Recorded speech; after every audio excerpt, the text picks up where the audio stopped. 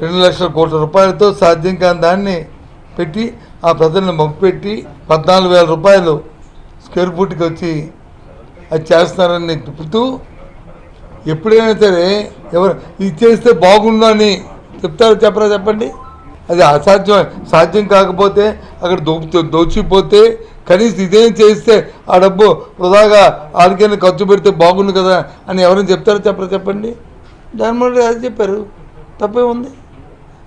దాన్ని సమర్థిస్తూ మా నాయకులు అదే మాట్లాడారు, తప్పే ఉంది.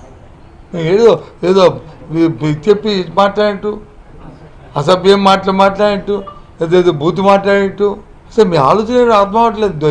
ఏంటి బుల్లు అంటే మీ బుర్రలో ఉన్నది ఏంటది మేము మాట్లాడాలా? ఏంటి ఏం మాట్లాడారు చెప్పండి. ఆ ప్రాంతం కూడా బాగు చేయడం అంటే తప్ప మాది. ఇప్పుడు ఈ 2 సంవత్సరాల్లో ఎంత డబ్బు ఖర్చు పెట్టారు చెప్పండి. మీరు అడగండి, మీ రాత్రికి మీ టీవీల్లో అన్నింటిలో వేయండి. సత్యబాబు గారు 2 సంవత్సరాలు ఎంత ఖర్చు పెట్టారో. ఖర్చుల్లో 3 భాగాలు ఉంటాయి.